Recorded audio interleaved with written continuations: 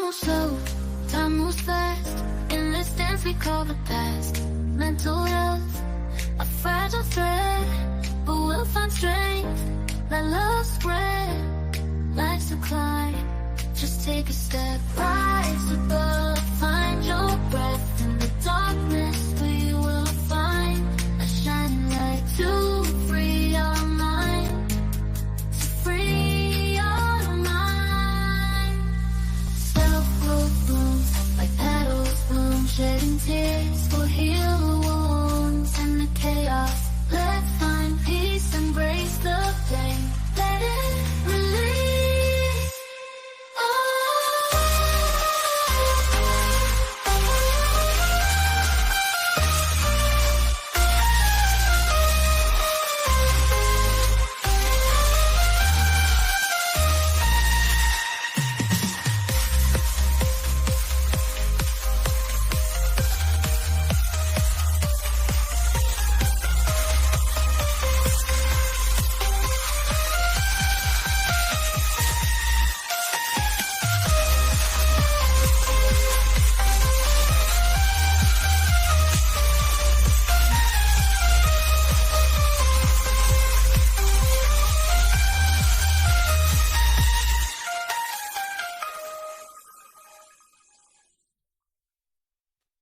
Relax your mind. It's divine time.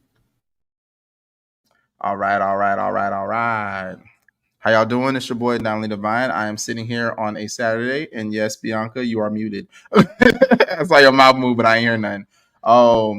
We got an episode today talking about let's discuss solutions. In this episode, ultimately, what I want to do is let's briefly bring up an issue that we notice. So each individual person bring up an issue that you notice. Let's talk the solutions followed by action on how we can fix that. Okay? Because I'm like, and we're living in a world where a lot of people bring up a lot of things that are wrong, but nobody wants to talk about how we can fix it. And I'm like, I'm not one of those individuals. I'm like, how can we change this around? How can we make a positive impact? How can we create a solution and follow through with it so that way we can make this world a better place? Because I'm not gonna lie, Earth is ghetto. I'm ready for the aliens to beam me up. But at the same time, I'm like, you know what? I need to do my part to make it a better place as well. Michael Jackson often said, the only way to make the world a better place, you must first look in the mirror and be that change. And with that, it takes one. And then with one and another one, that makes two. And as everything keeps on growing, the ants go marching one by one, right? So with that, this is your boy, Daunting Divine. I want to go ahead and hit into the introductions. Mr. Impossible, you're going last. You should already know where you stand on that. I will go ahead and send it off to Mrs. Sigma Uno first. If you can, ma'am, unmute yourself and tell us a little bit about you. I am at Sigma Uno. I am an advisor to you and young adults, and I strive to assist people to get to where they want to go, their goals, their dreams, their aspirations, whether it be business, whether it be school, self-improvement. You need to build a map, write a map, find a map, conduct a map. I will help you draw yourself there. All right. Mr. Sigma Uno, you have your camera off. Are you ready to get on camera? There we go. Now, Mrs. Bianca, I'm going to go ahead and throw you on, all right? Tell us a little bit about yourself. My name is Bianca. I currently work in mental health. I am cosplaying as an adult, trying to figure out how to be one effectively. And my life path is 9. And with my personality, that makes sense. My goal in life is to make a difference. I try to live off the thank you principle. When people tell me thank you, it make me feel good. So it's like I made a difference. It's just the little things. And I try to be best friends with my future self. So improving myself a little bit day by day. That's it. All right, Mr. Sigma Uno. Mr. Sigma Uno. I am. My name is Walt. My name is Sigma Uno. My I am a counselor for young people. Also account for youth, counselor for youth.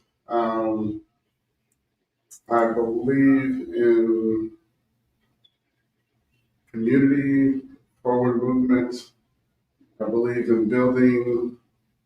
I believe in training our young people, our children correctly. I also, well, just things that I can't say right now, but it's part of what we're talking about.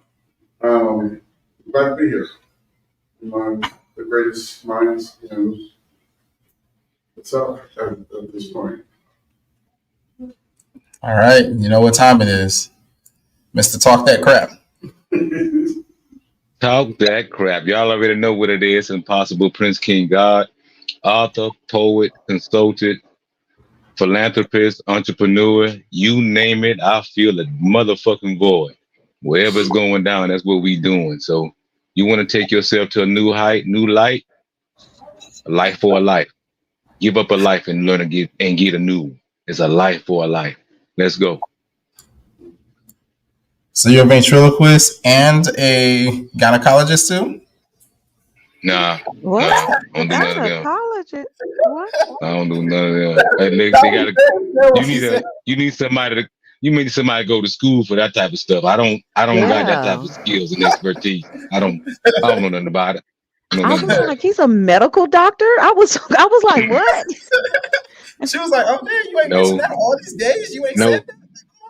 no, Oh, Queenie. I do not fit that. yeah, he doesn't fit the click. Okay. Oh, Mm. so with that, I want to go ahead and just jump straight into it. Like I said, let's discuss solutions. So with that, let's discuss solutions. I'll go ahead and hit the first topic so that way I can kind of see exactly how I want to operate on this matter. All right.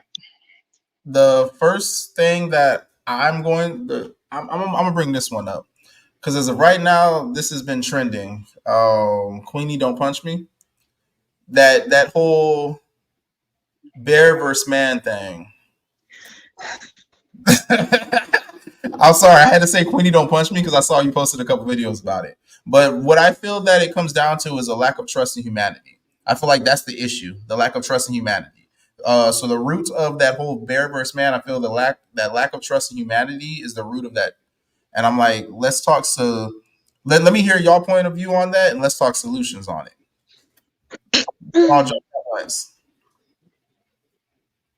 Well, men have a bad reputation as it is. That's media wise. Media wise, we are slandered ultimately in the media. You have feminist groups that don't like men for whatever reasons. Mm-hmm. So when you get that type of response, that they'd rather be in there with a bear rather than a man, then that means they're at their wits' end and they trust the bear more than they trust men. But it's all media, right? It's what's fed from the media into your psyche. So regardless of whether you know it's true or not, or you're dealing with one person, puts you in the mindset that you don't want to have anything to do with the rest of the population of men, then I understand the answer or the answers to most of those the answer that most of those people gave or most of those women gave. Um, Solutions. I believe that we've lost touch with humanity. Literally lost touch with humanity. When I mean touch, I mean reach out and touch, or be in the same room with. You have all these devices that set us apart from people. Period. Unless you have to encounter, that's the situations of family. But as far as being outside among people, vibrating among people, Mm-hmm. whatever you're vibrating draws those things that are connected to that vibration. If it's frustration, if it's anger, if it's despise, all of that is going to lead you to that person that you want to continue to hate, be upset with, and despise. It's changing the vibration. It's wanting the love vibration, or working up to it. Because maybe you are pissed off at that. that particular person. You can't get over it right now, so you're working your way through it.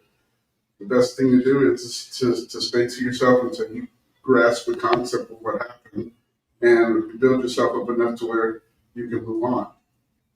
Otherwise, you're going to see every man the same. You're going to be angry at every man because of that one situation. Not all people are like that, though. But it takes a synergy for you to say, okay, he's moved on. He did what he did. It doesn't really. I don't want it to affect my life anymore, and I'm done. Again, I'm saying it, but and I know it isn't easy at all. But it's something that you need to work through. They need to work through to get to the point where it doesn't matter whether it's a man or a woman. My life is sending this way, and whatever I'm vibing, I'm going to attract. Okay. Mrs. Sigma Uno. Truth, knowing people the way I know people, I would choose the bear. Because I know the bear doesn't know how to do anything else but to be that bear.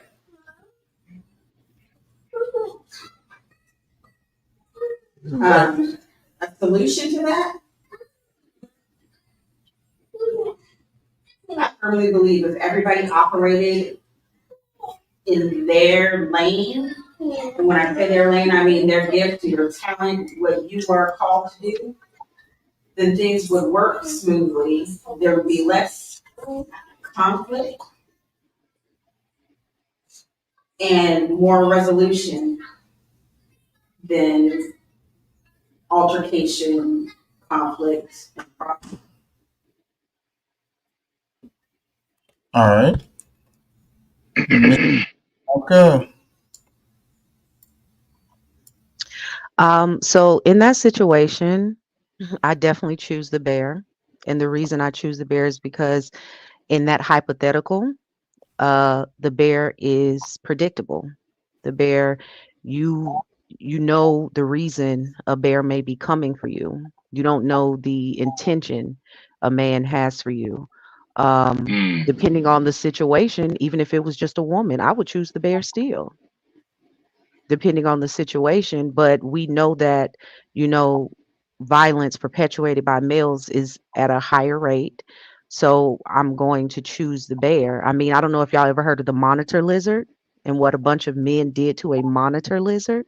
If you haven't, Google that. And I do think the solution, well, one solution is we need to reach our youth. We need to spend more time and effort and money on teaching our youth, because if they would have been raised right, they wouldn't be acting like that, I feel like. And there are times when there are outliers because, you know, you can lead your child any type of way. I mean, I was raised in church, and now you damn near got to pay me to go sit in one. But at the same time, those core values that I was taught, they don't differentiate from, you know, whether it was a religious upbringing or not. So I think we need to spend more time with our youth, and I also think we need to spend more time shaming our friends publicly. Ooh.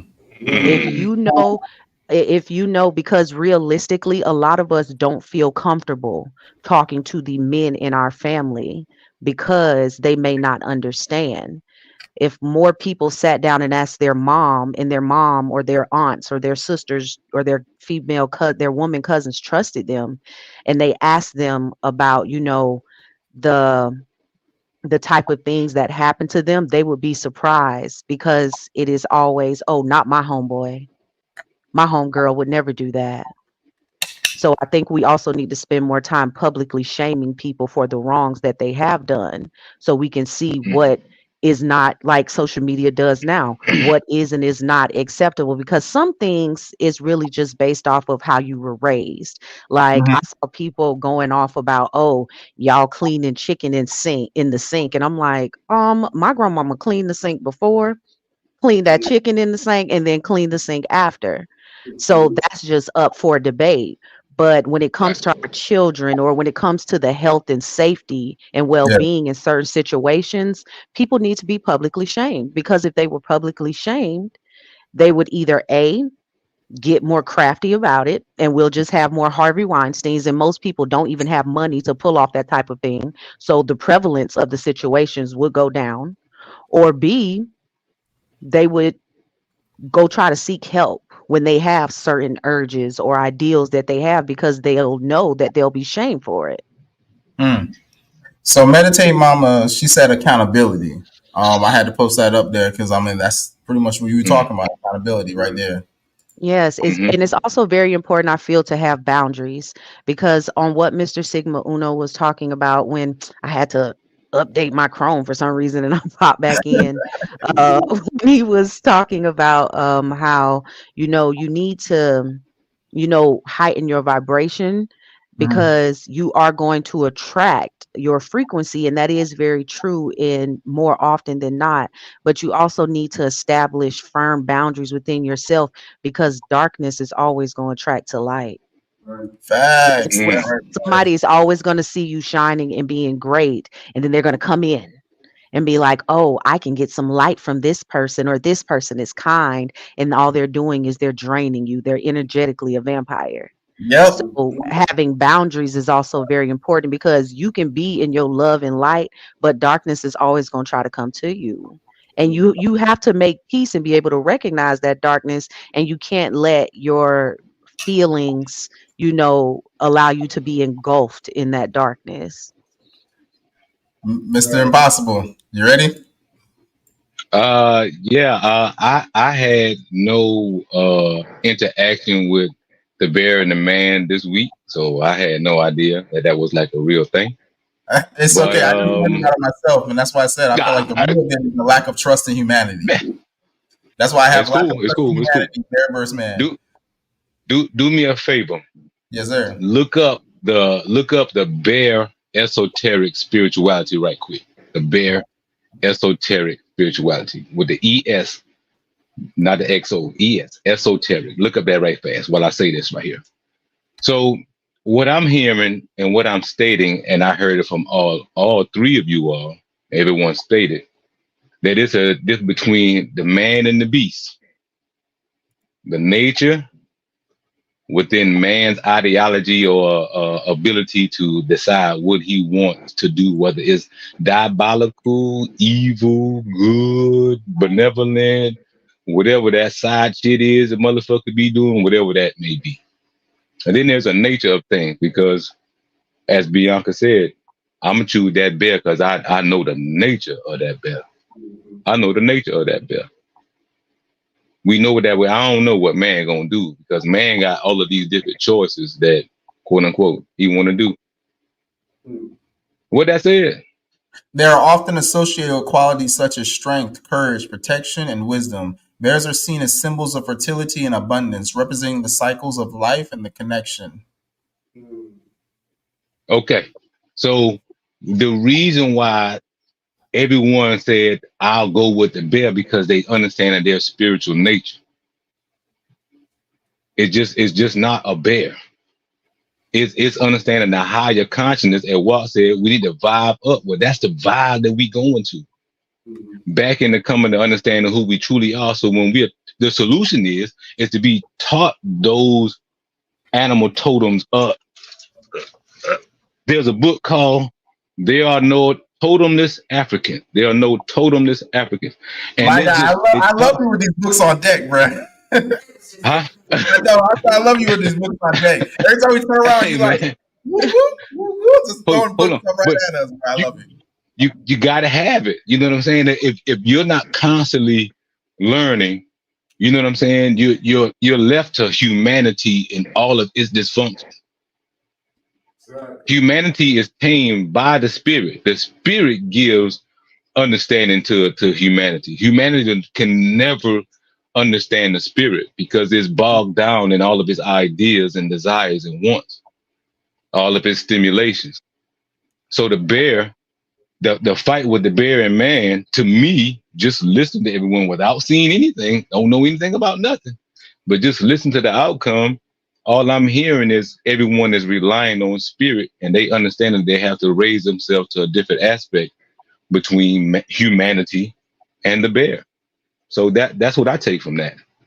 Okay. Well, what I can say, and I love that you brought spirituality into it because I never thought to even look at the spiritual symbolism of the bear. But the reason that people, because this bear versus man thing has been Mhm. going on for the last month on TikTok. Okay. Maybe y'all just saw it, but yeah, it's been going on for the I last month. just And found the out reason about that it. people, yeah, the reason that people are choosing the bear is because males are just dangerous. It really Okay. has nothing to do Okay. with spirituality. It's really Huh. about how dangerous being a female is in I society. Okay. I wanna give my little take on this. And What also just to let anybody who's religious, I'm not religious, but God also chose the bear in Proverbs 17:12. God chose the Mm. bear. So yeah. Amen. Facts. I will drink some Vita Coco to that. Cheers to Yeah. you all. Proverbs Amen. 17:12, he chose the bear. Let a man meet a she bear robbed of her cubs, rather a fool in his folly. God chose the bear. Mm. More than once. All right, well, podcast done. Mm. But nah, And I. we gonna talk a lot more than just about the bear and the man. But my take on this, which is gonna roll into the next thing that what I feel once I say this, I'm gonna roll into solutions of what we can do. Because when I was looking at it and listening to the stories of what people were saying about the bear and the man and how a lot of people were choosing the bear, which I mean there was even some men who would choose the bear over being around some other men and stuff. And what I got down to is I was like, when it comes down to the essay and things like that, I feel like a lot of that stuff starts off at one. I feel it's because of the fact that a lot of men do not protect the women. And then with that, I'm like, let's get down to the root of it. Where does it all stem from? It kind of stems back into the households, the family. Because a lot of times when people go through SA and all that stuff, it starts with someone that they know who they were growing up with, who's usually in their family. And then, I mean, it sucks to say, but in the melanated community, what ends up happening if something like that happens or is brought up, they end up sweeping under the rug. So therefore, now it's almost as if like the women don't feel that they are be protected from anything that happens along those lines. So therefore, if things are happening like that again later on in life, the women feel that nobody's going to protect them. So therefore, nothing's really ever going to get done. So they don't speak about it. They end up removing themselves of situations like that, and the trauma never really gets healed. So I'm like, I feel rolling into what I feel a solution would be is for more men to be men. Because in this day and age, we have a lot of people who feel that, you know what, it's not my issue. I'm not going to worry about that. I mean, I had a conversation with an individual. He was talking about the whole Drake situation. And he was like, well, that's not my problem. I was like, you got girls. So if Drake decided to mess with your girl, he's like, now it'll be an issue. I was like, so it's okay. I was like, so it's cool when they do it, but it's bad when you do it. I was like, that don't sound right. I was like, so with it, you don't care if somebody else's child is over here getting touched by a freaking 40-some-year-old man, but all of a sudden, if it happens to you, now it's an issue. I was like, no, see, that's the issue. I was like, if we all were to stand together and do what we're supposed to do as men, the protectors that we claim that we are, instead of all of us running around going, oh my God, I'm so sorry, and trying to have women step up and do everything that a man is supposed to be doing, which is if you talk about the masculine energy, I'm like, with that, what is that known for? That's why we hit that earlier before in the podcast. The masculine energy usually goes into the lines with the protector, right? That's one of the things that we do. So now when you have all these women feeling that they need to protect themselves, that they got to still sit there doing double roles, being a protector, a provider, a nurturer, all of that, while a man sits back and tries to have a woman take care of him. I'm like, you wonder why so many women are upset and saying, I don't need a man.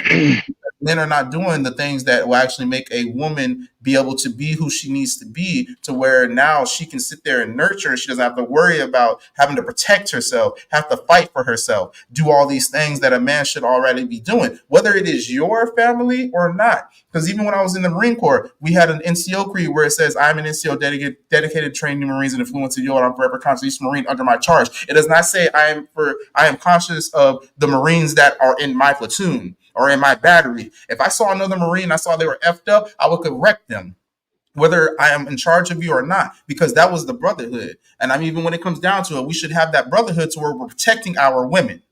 So we wouldn't have to have conversations like this. So I mean, if you see something happen in your family, you need to step up and say something. Don't try and brush nothing up under the rug, you know? So I feel like when it comes down to it, we as men need to do exactly what we're supposed to be doing, being men. But Yeah. what I question about that though Yes, ma'am. is what I question about that is what exactly being a man is. It's Because protect. and the reason no, I understand the Mhm. necessary tenets of what being a man is, but the thing is I don't think on a broader spectrum a lot of males understand what being a man is. And I think that that's very important. Like Mr. Sigma Uno, he works with the youth. So he's able to not only preach it but show how he's being a man. He's not running these streets. He has a wife. He's taking care of his business. He doesn't Mhm. have multiple millions of baby mamas bounced all around. But see, there's a lot there's a lot of podcasts, there's a lot of TikTok, Instagram, all these different outlets that are feeding males what it is to be a man. And see, the men that are actually on healthy aspects of masculinity, they just be like, look, I gotta take care of my family. I ain't got the time. I ain't got the energy. And that's realistic. They don't, because like I said, I'm cosplaying as being an adult. I have no idea what's happening. I have no idea. So, and I know it can be difficult, but we need to, that what is a man? What is being masculine? What are the tenets outside of I'm strong and you my woman and I said I'm gonna Um, protect you and I'm gonna give you you, money you, for you to be you, home? Like what is being a I'm, man I'm, aside from that? I'm gonna say one thing, and I know Mrs. Sigma Uno wants to say something. I was talking to my mom earlier, and she brought up, she was like, community, and with that, and Mr. Impossible, he dropped that a few times on previously. He said community. Mr. Sigma Uno has dropped community. In order for us to really go through and do things, we have to give back to the community, because the community is how we ultimately end up making a change, I feel. Because it starts in the household, but at the same time, if you're going to lead by example, you need to do that as well in the community, because you have you have women who don't have mothers, you have men who don't have fathers, and vice versa. So I'm like, when it comes down to it, you can reach those who do not have that leadership. So with all these other people who are saying that, other men who are living that life and doing the example in their household, I'm like, yo, you need to get back to the community, my guy. Um, So, she said, I believe it's important for every person on this planet to take responsibility and accountability for themselves. Men absolutely need to hold themselves and one another accountable. Women also need to hold themselves accountable for accepting and allowing certain types of behaviors in their homes and around the auras. Woo-hoo, Mr. Sigma Uno, I'm tapping you in. Woo, I'm gonna follow that because I agree with those statements, but I'm gonna go a step farther in that because a lot of things happen in households and in families because women take into account the action that it takes to react to whatever transpires. Mm-hmm.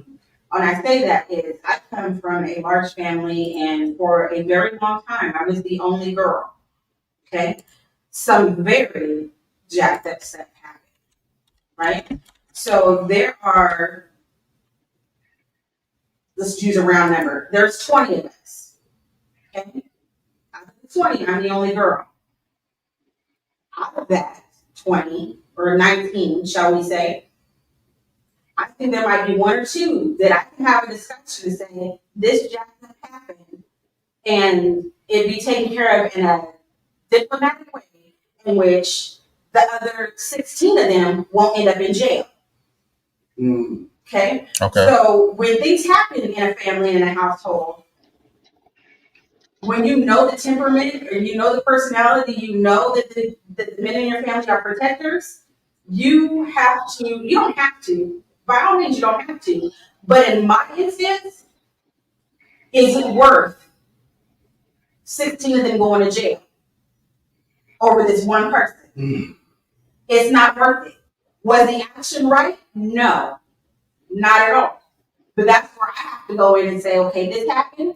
I'm going to tell the important people who can hold water in a cup so they know why I'm moving in the manner that I'm moving, that this is what transpired. This is the moves that I'm making with regards to that.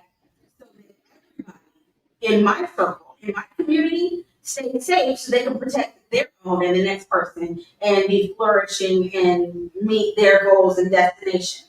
Otherwise, the action that happened to me can cut off a whole family, a whole generation of males. Mm-hmm. Just in my names, with, you know what I'm saying?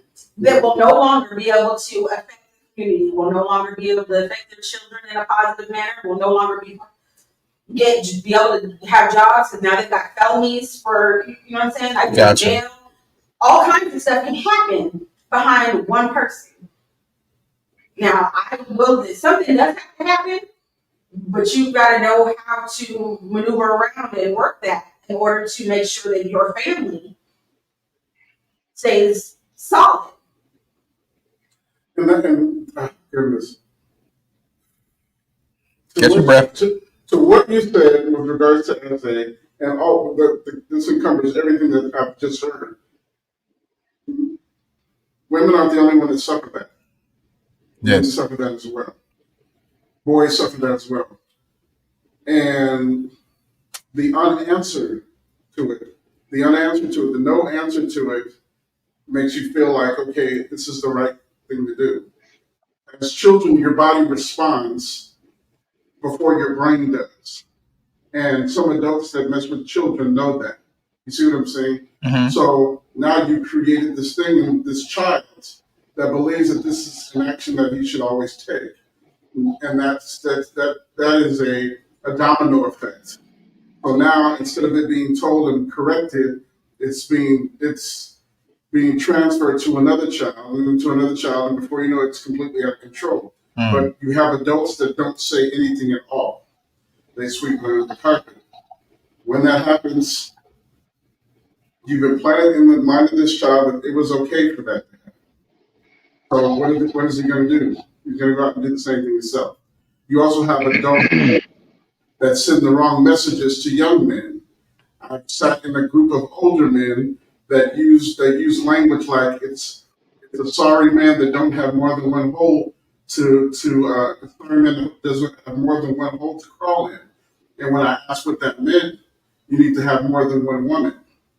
That's a message that an old man sent to a young man. You see what I'm saying? Mm-hmm. So all these things that are bouncing around my head, and in addition to now I have to work, and is this solid information? Do I believe what he's saying? Should I do it? My dad was solid for me. 100% solid. He didn't go for no BS at all.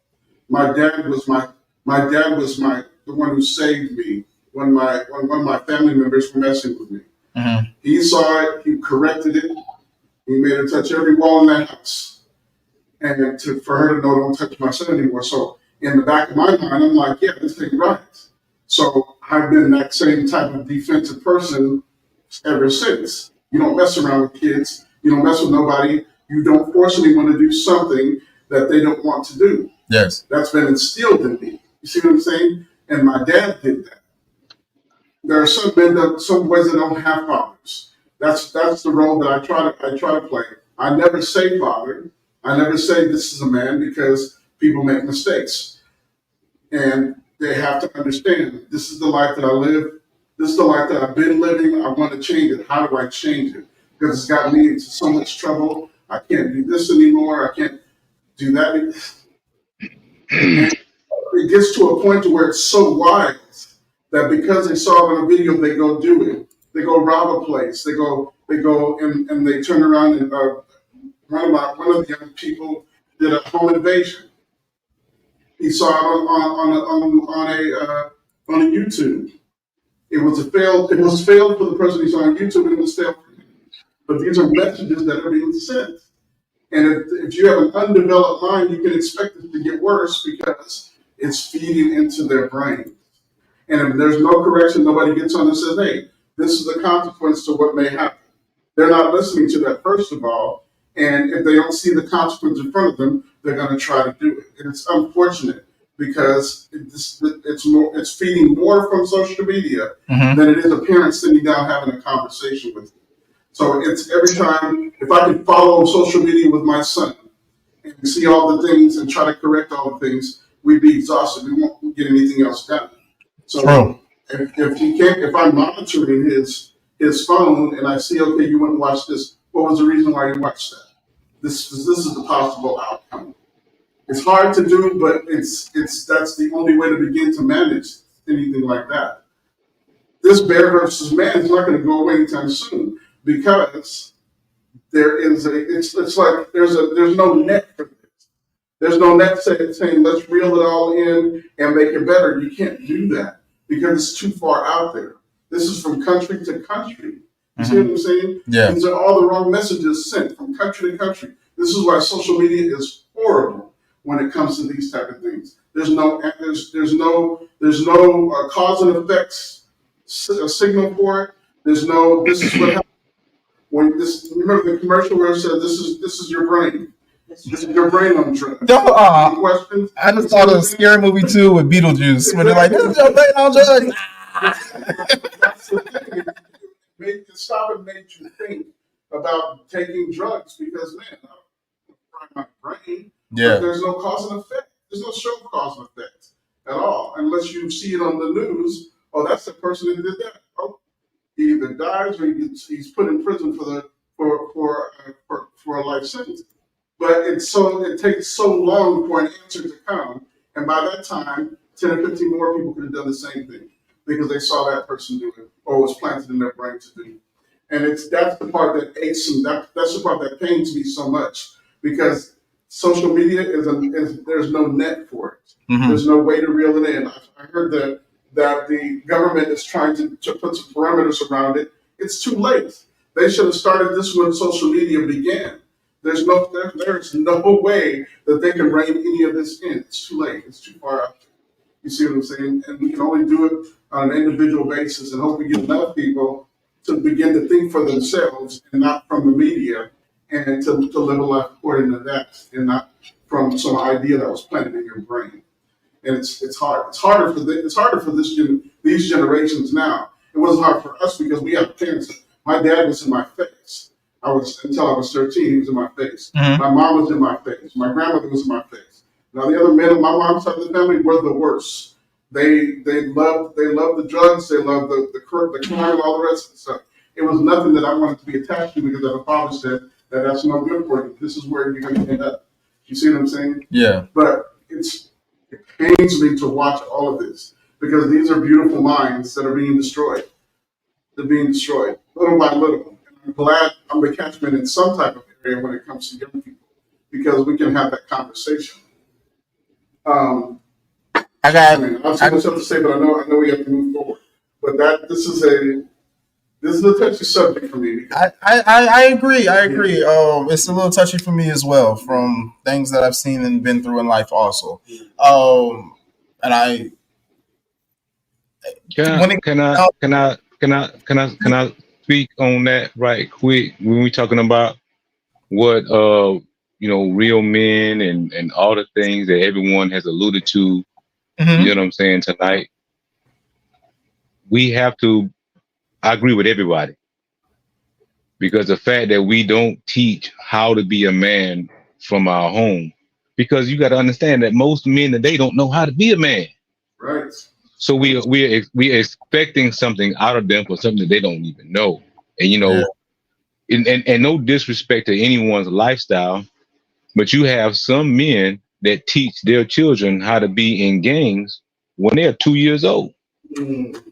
They're punching them. They're punching them and preparing them to be in gangs. And I don't have any problem with showing weapons to our children because my grandkids they know me to carry a weapon since they was fucking born. So when they came out and they saw a weapon, I told them what it was. I took it apart. I tell them, look, don't play with this. This is not what you do. Da. But it wasn't something that was glorified.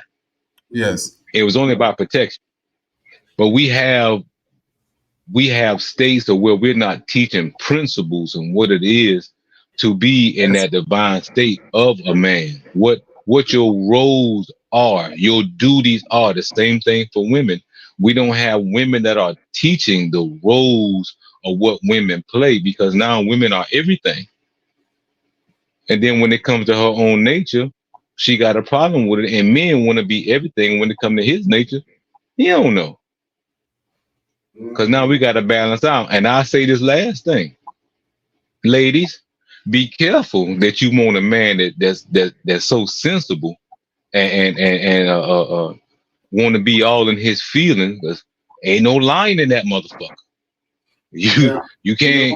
you can't tame a lion, and then when shit happens, you want him to goddamn turn that shit on. That shit's always inside of us all the time. Like Yes. you can't just goddamn turn that shit off and be like, oh, you know what? We are loving, we are understanding, we are there for you whenever you need. We are there, my queens, my goddesses, we are there. But please, whatever you do not tell a man he need to be more sensible. He need to be more in his feelings. You're trying to tame a motherfucker. Let that man be. You know what I'm Yes. saying? Yes. Let Yes. that Yes. man be. Yes. Yes. Please, Yeah, I'm gonna let it be like that. So that's all I want to say please. on that. We just ain't taught. We ain't taught properly. You know what I'm saying? Like, because I'm not gonna We say got the a gentleman's rebuttal. name, but We have a the rebuttal. gentleman that taught. Oh man, the gentleman that taught me. We got a rebuttal. Oh my god. Oh, Yes, we rebuttal. do. Come on Okay. with it. Yes, Come on with it. yes, Hold on. All right. Mr. Sigma Uno said yes, let Queenie go first. yes, we do Yeah, have a come on with it. rebuttal. Come on. Because now there's nothing wrong. Okay. The point of everything is balance. Mm. Uh So huh. I understand the necessity of the female role versus the male role. But me telling my man or me wanting men in general to be more sensitive, to be more in touch with their feelings, to be able to regulate their emotions, that is very, very important. And the reason that it is Mm-hmm. important is because our men are dying on the inside. And then we have to bear the brunt on the outside. And then, even if he's not violent, even if he doesn't project his feelings, he's rotting from the inside. Hmm. Cardiovascular issues is so prevalent amongst the males in our community. I mean, 50, boom, he Kevin gone. Samuels. They don't take care of themselves. They don't know how to be like, oh, well, you know what? Because once you're able to regulate your emotions, you know how to get through them. You know how to feel them. You know how to, you know, have them expressed in a healthy way. Hmm. But to sit here and say that we shouldn't be telling our men to be more sensitive or be more in touch with their emotions, I don't think that's a good thing. I'm not saying be Now a hold pansy. on. I'm not Time saying out. be a soy Hold on, boy. hold on, I'm hold on, not hold saying on. be a Let her finish. pansy. I think I know where you're going, Impossible. Let her finish real quick. I'm not saying be a pansy. I'm not saying be a soy boy. But we do have to be careful. Like you may as an individual teach your son, you know, you have to be strong. When it gets hard, you have to keep pushing through because I also think that's a big problem with males today. Like there should be no reason you are 6 foot, 240 pounds, and you look like pure muscle, but when it hurts, you stop. But sir, how did you even get to that height and that width? You put in work. Cornbread and Why are you potatoes. like? Why are you sad now? Like, what's the problem? But I do think we do need to perpetuate going to therapy, having a community of men, like more Mr. Sigma Unos in these various communities. Because if you don't want to talk to a woman about your feelings, so you don't feel a certain way, there needs to be men there that they can confide in healthily, though. Because they confide in their homeboys, and their homeboys are also telling them, "Oh, well, she ain't gonna respect you if you cry. She ain't gonna respect you if you be telling her you don't feel good." Like that's not good for our men. Mm-mm.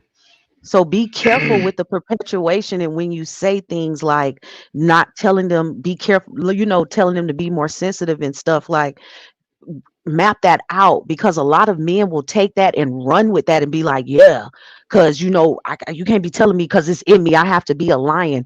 I can cuddle and I can be cute and I can also slit your throat if you play with me. And I'm not a man. Because as a woman in society, it was just bred in us in society how to regulate our emotions from the very beginning. Because I'm the angry black woman, or oh, it's my time of the month. So I have to Mrs. be Are careful. we It's still put into Mr. Impossible? society for me to be careful how I move. So we I had a head start, but please be careful telling our men that, because I want my man to be able to express his emotions and be able to cry if he need to. I don't want him rotting from the inside. What am I there for? What is my purpose if he can't even like be soft with me But because of what he was before I taught? even before I respond to you, Miss Sigma Uno, could you go first? Because I want to make sure that I hear thank all of you. that first. Thank you, You know Impossible. what I'm saying? But I was gonna Miss ask you Queenie, I was gonna ask you if you I'm were definitely going to offended to come let her back. go. Yeah. Oh, definitely. I'm definitely going to Respect. come back and respond definitely to what you just said. And I definitely receive you perfectly, Queen. I definitely receive you. Mhm. And I think I know exactly what you want to say, Impossible. But go ahead, Mrs. Sigmuno. I agree with everything that she said, but it also goes back to home training. You have to have, if it's not your mom, your sister, your auntie, your somebody to provide the space for you to be soft, to be hurt, to be able to vocalize what it is that's going on with you, good, bad, and different, to be vulnerable with, to be soft with. You can call it mom's what you mind you that has come a negative time. Yeah. It has come because some take it entirely too far, but that's our job. When taught properly, when given the proper tools at home with your husband, your prospect, your fiance, your whatever you got planned for yourself, if that person is in your life and is fulfilling that role, Mhm. you should be able, let's back up. If you cannot trust that person enough to be vulnerable enough with them, to vocalize what's going on with you with that person, that's not your person and you need to move on. Because you can't be strong 24/7. You, like you said, you're going to kill yourself. You have to be able to stop and pause and breathe somewhere. Somewhere. Now, you can come to me like a lion if you want to. You can. But by the time we done, you're going to be the little lamb and we're going to be tucked up somewhere. Whatever it takes. But you're not going to, that's not how I was raised. That is not the role that I feel. But just know that as long as you cultivate that relationship with that person, it shouldn't be a problem to come in like a lion and sleep like a lamb. It shouldn't be a problem. Laura, go ahead. It's impossible. Mr. over here acting. Hey, Liz. Now, I never said that the black man had to submerge or put away his feelings, or he couldn't talk about his feelings. I never stated that he could not express himself. I never said that he should not cry. I don't teach that. I don't subscribe to that. You know, I don't teach that you want to keep all of your emotion inside as a black man. What I stated was, when you want a man that's so sensitive all the time and you want him to be so sensitive, then at any crack of the time you want that line to come about.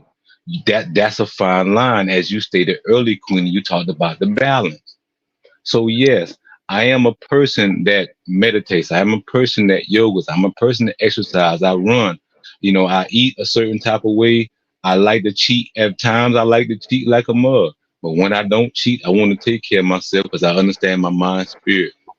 So I've never neglected the fact that a man should not feel. I don't have a problem with crying. I've cried in front of women that I've been with. I've cried in front of my family, my kids. The first time my grandson saw me cry, I was in meditation and he asked me, he said, "Papa, you all right?" I said, yeah, it's just some things that came to me and it just felt really good. And it just brought me to tears. He's like, wow, I just never saw you cry before. And I said, you know what? It's all right to cry. And I said, if you ever angry and you ever got a problem, let me know that you're angry. Never act like you're not angry. So right now to this day, if my grandson, he's 7 years old, his name Naru, if he mad, he gonna tell you he mad. Cause I don't make him say, hey, you ain't mad. You all right. Be strong. Yeah, I tell Yeah. him he a strong black prince. I do tell him that. That's his recital. That's his affirmations every night. I'm a strong black prince. I do not fear. Nothing greater than the God in me. That's why I teach my grandson every single night. So I'm not telling them to not. I'm saying when that thing is inside of us, you have to be cautious of how much you want the emotional side, because we're not able to be so emotional. We can share emotion, we can go through it, we can tell you how much we love you, we're gonna show you how much we love you. We might can't even say how much we love you. We can fucking show you. We'll fucking break our goddamn backs to show you how much we love you. So that, no, I'm not saying to perpetuate the idea of a man not being able to feel, a man not being able to express himself, or a man not being able to share how he really feels in a relationship without him being condemned to how he feels about being soft or what the case may be. So that's all I was saying, ladies. It wasn't it wasn't shutting down the man where he couldn't feel no more, because that's crazy. But they haven't had, most of them don't have that space either. They don't That's have what it. that's Say what that I again. said. That's what I'm saying. Nobody's been taught to feel that. So when I think of all of this, I think of martial arts. Hey, Because that's my eye. martial arts teaches you respect, honor, and control, right? It don't mean that the line ain't there, but you're supposed to be wise about the choices you make when you do let it go. You see what I'm saying? So it's not that I'm just this beast all of the time. It's when I see a Right. situation and I have to think about it first. If I engage in this is going to get ugly. So yeah, he's in there. It's in there. And if you get close enough to me, you're going to find out. You see what I'm saying? But not all the time. I always say my household is my sanctuary. I can relax. Mm-hmm. I can lay back. I can enjoy the company of my family. I can eat. I can watch TV. I can laugh. I can be me. I can relax. When I hit that doorway to go deal with somebody on the outside, that's when my whole body tenses up and my mind changes, because I have to be vigilant. I got to know exactly what's going on around me 100% during the whole day. And when I get to the door to go home, it's time to relax. I ain't got to yell at nobody. I ain't got to fight no more. I'm at home. I know things are different. So I don't have to be off the cuff or irrational. And in the world, I don't have to be it all the time. It's speaking to people in a specific way will help them understand where you're coming from. And it's not all the time yelling or hitting your fists against anything or posturing. This is who I am. This is what I'm saying. You either respect it or you don't. It's called assertiveness. The the message that are sent to young boys that don't have that. It's about the gang life. It's about proving yourself. It's about I shot this person or I beat somebody up because I proved myself. But that's people that they're hanging around, and that's been happening for years. It works for some, and it doesn't work for others. It shouldn't be anyway, because those institutions were created for the support and the protection of community, and it turned into a war against each other. If you look at the history of it, that's what it was for. The Crips and the Bloods and the Peace Stone Bloods and the Black Panthers, they were all had the same mindset. We're going to protect our community. Yep. That's what it was all about. And It wasn't about anger. It wasn't about discord until drugs got involved, until selling drugs to make money got involved. And then it became a territorial thing. It's not that way. and you don't have to be that way all the time. And again, and it's also who you're with. Because I was with somebody before this Sigma Uno, and I was on guard 90% of the time because we didn't have a good relationship. And I had to be on guard when I left, I had to be on guard when I came home. Because it was this ugly thing between us. So being with the right person that understands you and you understand them, and you have this, again, we have this silent communication, sometimes more times verbal, but it never gets above the way I'm talking now. It's a conversation. If it has to get above that, then you're dispensing your energy in the wrong direction. Now you got to think twice about the decision that you made. But it's not about this anger. And again, it shows in social media this way. So we anticipate that this is the way for all black men. It is not the way this way for all black men. And sometimes some kids learn later, or some kids learn early. Like we are talking about a young man I met some months ago, and his mannerisms as a young man, and his maturity as a young man, it made it seem to me like he was a lot older than he was. Mm. He grasped life and understood what he had to do to make sure that he was taken care of and the person he chose to be with was taken care of. Sometimes we get it, and it's innate, and that's what we forget. When animals in the world of animals, it's innate. What they do, if they hunt wildebeest, they're gonna hunt wildebeest. That's just what they do. It's not all the time to feed my family. So there's something like that inside of men, even when they're boys.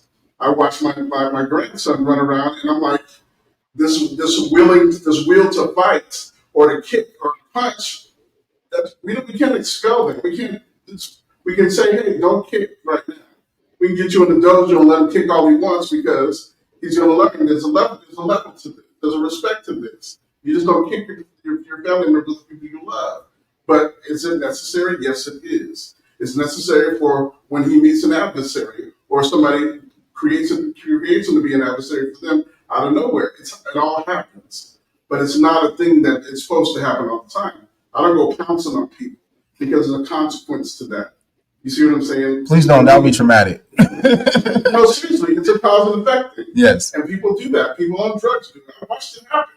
I lived in that type of neighborhood, and it just could happen in a moment's notice. You see what I'm saying? Because, and for me again, I thank God that my dad was who he was because I learned this. The mannerism he has, I have the same. I see the same in my son, but there's still some work to be done. You see what I'm saying? But it's not all that way. It's not that way with all men. It isn't. And the ones that it is, they need a hug. Boom. They need a hug because they can't find love nowhere. It's painful to be that way. I've been there. Yeah, I've been there. I've been in that state of mind where everywhere I turn, is somebody going to jump on me? Somebody going to do something? I carry the gun. And you have to think real hard not to pull and shoot somebody in a neighborhood like that because somebody's always coming for you. So it's painful. They need a hug. They really do. They need a hug and they need to say, hey, calm down, bro. It's fight or flight. That's the mentality. It's cortisol. It's fight or flight. And I got to do what I got to do, take care of myself. I'm in hustle mode. That's what they call it. I'm in hustle mode. I'm here to get my paper. You're going to get in the way to get my paper and kill you. Exactly impossible. That's exactly what goes down. You see what I'm saying? But anyways, Impossible. I just wanted to say that because the image of this always flows in social media as if this is the way it is for men. It ain't that way. It's not. It isn't. And I'm a loving, caring person. I love my kids. I restrain myself to talk to my sons, even though I want to go upside their head sometimes. But I restrain myself because I got to understand it's a person. He's going through something emotional. There's something happening in his mind.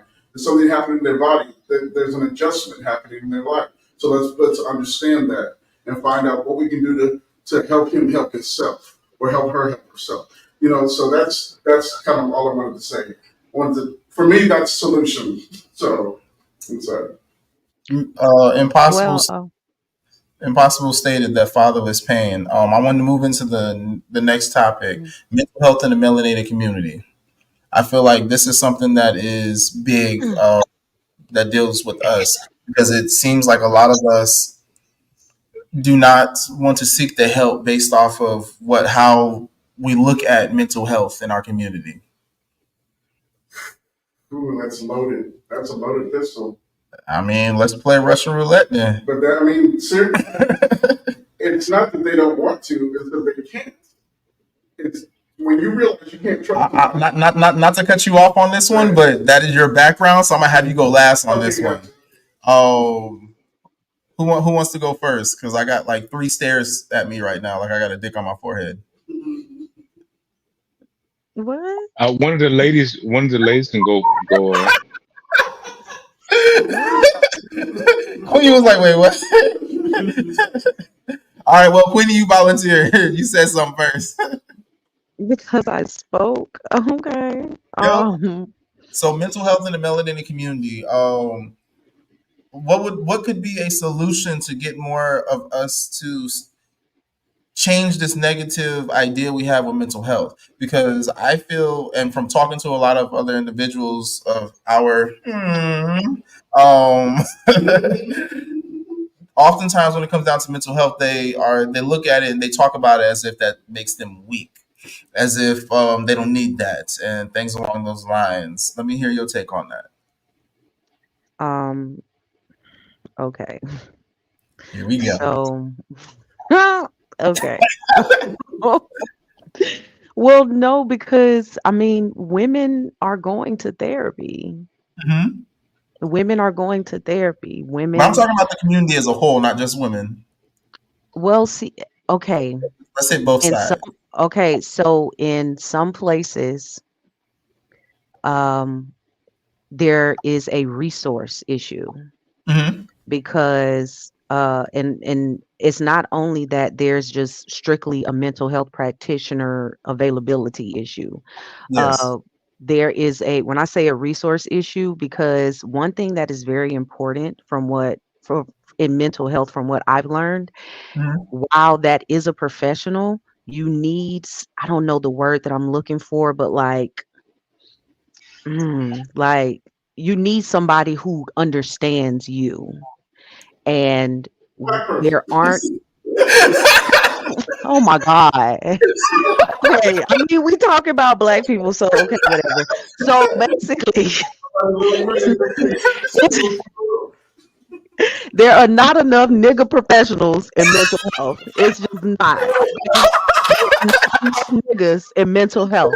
She There's did not it. enough niggas. That's what it is. It's not enough niggas in mental health. It's women who are going to be practitioners, and we Mm-hmm. need more male. We need more black male practitioners. The black male therapists that I follow on TikTok, they are so booked. They don't even have space for anybody else, because there are men who want to seek mental health treatment, but he not finna go talk to fucking Cody, No. because Cody is not going to understand certain things about his experience. Exactly.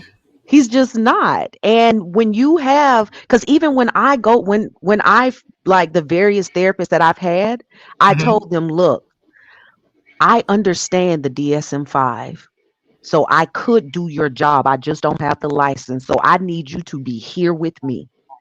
I need you to understand that I can do your job. I can diagnose myself, but Anything I'm not you can do, I can licensed. do that. So no, it's not that, because what it is a lot of therapists, they will feed you really cookie cutter things, and they don't really have an understanding of who you are as a person. Or Hmm. and it's like, baby, this form of CBT is not going to work for me. Cognitive behavioral therapy, this form of CBT is not going to work for me, so we're going to have to find something else.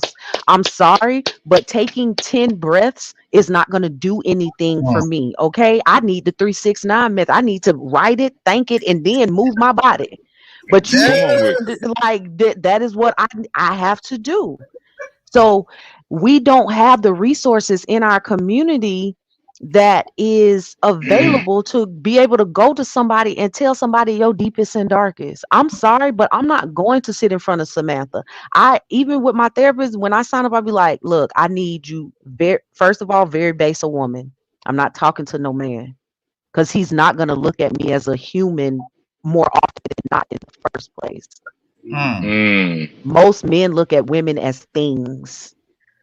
So I don't even want to talk to you. And I have a friend who's a licensed therapist, and I can still tell, even speaking to him, he does not look at women on even footing. He doesn't. He loves me, will protect me, will help me if I needed it, but he does not look at me on even footing. And I can just tell that in some of his verbiage. So one, they have to be a woman. Two, they got to be a person of color. I'm not going to Ivanka. I'm not going to Samantha. That's real. I'm not doing it, because a person of color, whether they are Hispanic, Black, or Asian, I'll have a better chance of them understanding where I come from when I say I feel like this person was microaggressive to me. I'm trying to figure it out, but I also want to punch her in her shit. She won't understand that. You see what I'm saying? Yeah. Tanisha's going to understand that. So we don't have the resources. We don't have our men wanting to go become therapists, wanting to go become clinical social workers. We have many of our men that's doing the work for themselves and their families. Some are getting community organizations, but a lot of our men don't even know the bank that could be made in nonprofits, because they don't want to sit and read and do the paperwork. You literally can get money from the government to get an organization together just to hand out money to kids in your community and get paid on yourself. But they don't want to do it. They're too concerned about the image of, I got to get this money, because if I get this money, I get these bitches and I get respect. And we don't have enough of our own men going back and saying, brother, let me come get you and teach you to tell me when you're angry. Tell me when you need to cry. Tell me these things. Because being a man, because as a woman having to go out and fight the battles in the world, I was made to dilly dally. I don't want to be a man. It's not for me. It's me. I don't want it. I have to go fight battles outside. I understand what it's like to be a man, because I gotta go outside. Like Mr. Sigma Uno said, I gotta be on the head on the swivel 100% of the time. Always worried. I am the weaker of the two, so I always got to be able to protect myself and do all this stuff. We need more of our men getting into mental health. Oh, and Impossible, the point was not thinking you were preaching toxicity to men. I get it's because I lacked the brevity and clarity in what I said, because it was just like, don't do this, don't say this, because I just get so tired of it. So I lacked emotional regulation that moment, because I didn't need to talk for 4 minutes. But I did put in there that you have to be careful what you say, because one of the things I said specifically was, men will take that clip and then they'll run with it.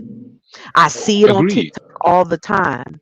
So you really have to be careful. I try to be very careful with what I say when I'm speaking to men about their mental health. Because you see, before I tried to come in with all the correct terms and everything and because they'll take it and they'll just run. They'll just run with it. Like, oh, we don't need to share our feelings. It's like, oh God, no. So yeah, but we need more men. We need more Mr. Sigma Unos. We need more. That's basically it. We need more Mr. Sigma Unos out in the world doing it. When this is over, I would like to have a conversation with you and Mrs. Sigma Uno and Mrs. Sigma Uno after this show is over. I'd like to have a quick 5-10 minute conversation after the show over. Well, I don't want to talk to you either. Dang. Well, hold on. That's not your expertise. That's not your expertise. I'm talking to experts right now, and I'll deal with you later on. But I'm talking to those you who talking about the mental health understand. part? Oh, you have no idea what I know on that part. I grew up reading my mom's Okay, books. cool. Speaking of it, That's great. let me add my mom into this mix real quick, because she actually tapped in. So yes, mom first. Let me ask if she. Okay, first of all, you driving? No, your dad is. My dad? Oh, okay. I was like, my dad? You so messy. You so messy. Anyway, No, you so messy. Anywho, talking about yes, mental health. What's we're really talking about going on mental here? health in the melanated community. How mental health in the melanated community is, and the solutions that we can have to fix that stigma.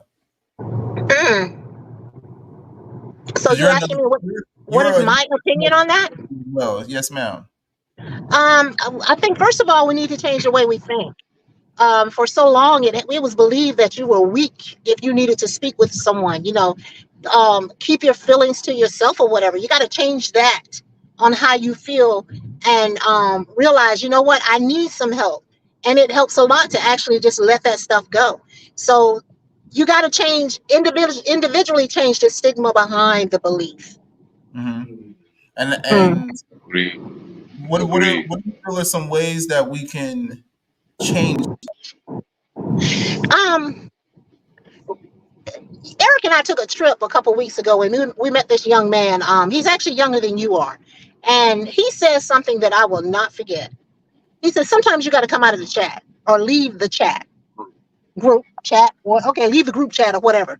But the premise behind that is you have to change who you're hanging out with, because 9 out of 10 times their belief system is not conducive to a change for you, and not for a betterment. So you got to get away from others and get away from the pessimism and get towards the optimism, if that makes any sense. Hmm. Got to be somebody in your boat that's going to push you to do better instead of holding you right where you are. You need to be released from your environment. How's that? Hmm. Reach. Who is that? No, yeah, just seriously. If we talk about change, but change is an individual thing. It comes from within. It comes from within. And yes, we need motivation, but if you really want to change, your belief system is something you have to work on, and be honest with yourself. My thinking is flawed. And I'm quite sure if it's flawed, Mm. someone has told you, man, you need to rethink that. Or, people are speaking, but you just got to listen. Mm. You just have to listen. So Agree. change comes from within. Facts, facts, facts, facts, Hmm. Hmm. facts, facts. Yes, yes, yes. I forgot the order. Who we started with Queenie. Mystic Muno. Mr. Sigmuno's going last, so we'll have Mr. I say Sigmuno. Mystic Muno. Yeah. Oh, okay. I was about to say, I was like, no, he's going last. He's going to last on that one. Piggyback on Queen, because commercial, young man, if you are the one in your group that has your stuff together and you want to make money and help your community and get the quality woman, okay, go ahead and start with peer counseling. It doesn't have to be somebody in your neighborhood, because more than likely the person in your neighborhood doesn't want their business spread in their neighborhood. Go to the next neighborhood. Peer counsel somebody in the next neighborhood. Get your certifications and your license. And again, you will make the money because you are few and far between. You are a field in demand. Make your money, get your woman, get your degree, make it happen. What was that, the brand commercial? You're sitting on your couch anyway.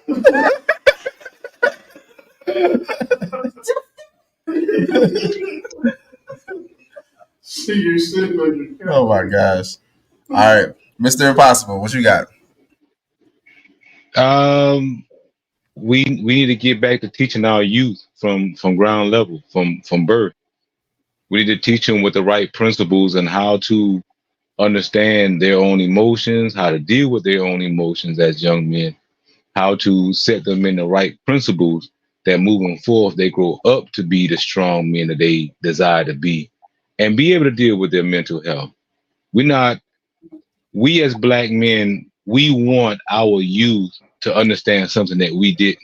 And that's a Mhm. dangerous thing. That's a dangerous thing because now when we coming into our understanding, we overbearing them with something and they're 10 years old now. Now you're teaching mental health. But what happened when you understand mental health and you understand and you can see it from a child, from when you're 2 years old, when you can speak your truth at 4 years old and not get in trouble. Shut your damn mouth. You a damn child. You know what I'm saying?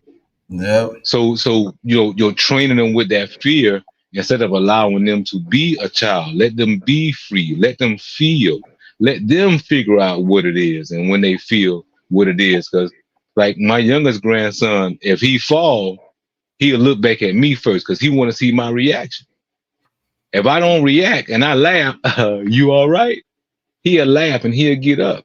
Yep. But if I come, oh my God, you okay? You okay? He gonna cry. Mm-hmm. You know what I'm saying? So it's all about how you train. Now I know he ain't fall that far. He didn't do nothing. He just was running and he fell. But it's just how you teach, how we are teaching. We have to go back to principles like the Hermetic principle, the Kabbalion principles that are life living ways. We have to not negate. We want our men to live a way, but they don't got the principles and the ways. They have to learn the principles and the ways. Without those things, Mr. Sigma Uno said twice tonight, and everything he said, my dad taught me, my dad taught me, my dad taught me. You got to understand the significance of that. Because my dad didn't teach me shit. I ain't know that nigga. But I did have to make a decision about how I'm going to change my life when it comes to my emotion. Because I was the one that thought about suicide. I did put the gun to my head. So I know what it is. So I know if I was taught as a child to respect myself, to love myself, to have certain principles of how to deal with my mind, my own emotion and feeling, yeah, it would have been different. But when you're not taught that and you're 20-something years old and you got all these things happening in your head and you just raging inside, yeah, that's difficult. So the solution is simple. Teach our youth when they're young and stop teaching them how to be a man when they're a man. That's hard to do. Hard to do. Mr. Sigma, hard to do. You have the floor. In consideration of what everybody said, I mean, that's the basis of what I understand. The hard part is we talked about this before, Mr. Sigma, Mr. Impossible, and then we talked about what do you say when a person asks you a specific question, or what do you say a person is standing in front of you that has a need? My remembrance of being together with my family drives me to want that for everybody around me. Yes, my folks was completely dysfunctional, but my aunts, my grandmother, my grandaunts all had this rule: you don't bring no mess to my house. And we perpetuated that in the streets. Don't come in front of my aunt's house with that bullshit. Go somewhere else with it. We protected them in that sense. And I'm coming from this direction because it starts with, it's the community thing. We didn't want, if we were out there doing something stupid, first of all, we didn't want my auntie and my grandmother to know about it at all, period. They give you an ultimatum. You want to die? I will kill you. I can do that right now. But we didn't want what we were doing in front of them at all, because it's simply disrespect. You see what I'm saying? But the most effective time that I ever had with people was sitting down in a situation where we were either eating or a traumatic experience that just happened. Somebody died that we all knew, and it was a chance where everybody's heart was open and everybody's mind was open, and they had 1,000,001 questions, and we started talking about it, and we actually listened to people when they were talking. There was no conflict. And it all started from us sitting down and having something to eat. It was maybe the end of the day, or maybe the middle of the day at a park, and everybody constructed this conversation. I listen. That's what I do. A large part of my job is to listen and hear. But to get people together, and I'm saying this because I can't think about just one mind and forget about the rest of it. You see what I'm saying? It has to be, if I can impact for maybe 1 or 2 hours a group of young men, a group of young ladies, we can sit down and have this conversation that when you walk away, all you think about is that conversation. The next time you pass that person, remember when we talked about this? That's planting the idea. That's planning to believe that, he's right. We are powerful. We are more powerful together. And it may last it'll last for as long as you cultivate it. You see what I'm saying? So it's not just that moment. When are we going to have the next barbecue? That's the question. When are we going to come together again like this? That's the question. So now we're coming together again more frequently, and we're having more conversation. It starts with, that's the basis of love. Feeding someone, asking them if they're okay. It's not drilling anyone and putting together a cookie cutter idea and say this is where you fit. No, it's helping them realize you're unique. There's no other you. You love and respect your mom, love and respect your family. I saw what you did over there. Don't disrespect your mom. Go apologize to your mom. She does a lot for you. And these are general conversations in a group of people. And that is what I find to be the most effective, because we're where they're at. It ain't no, bring me to this office where it's clean and you got things on the wall and we're going to have this conversation. No, I'm where you're at. And we're having this conversation. We're eating, we're talking. You're feeling this love. They're not going to call it that, but they are feeling it. And that's why they ask, when are we going to do this again? And those are the type of groups that I lead for where I work. It's virtual, but everybody keeps coming together because when we coming together again, that was a good conversation. What we're going to talk about next time. And the people that I work with don't understand it. They don't like it, first of all, and then they don't understand it. Why are you getting these many people? Don't they do things a certain time of year? No, your counseling is based on a certain time of year. Thank This you. is year round. Our folks need this. And they found what they needed in the conversation that we're having, especially when COVID was going on. When George Floyd happened, and Breonna Taylor, all these people were dying, and they were like, they look like me.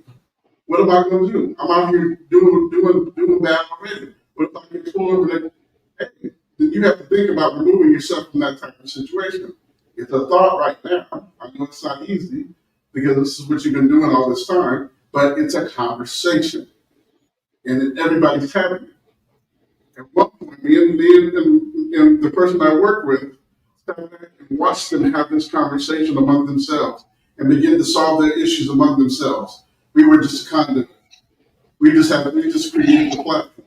You see what I'm saying? It's not all about me, any one particular person drilling down what they think should happen. It's inside of them already. They have it in there. We just have to help them believe that it's actually there. Like Mr. Impossible said, if we tell our kids, no, don't do that, what do you mean, no, don't do it? But this is how I feel. And then, in Black Council, you feel what? You're going to feel this hand across your lips. Go sit down somewhere. That's wrong, because then they feel like I can't talk to anybody at all. Yep.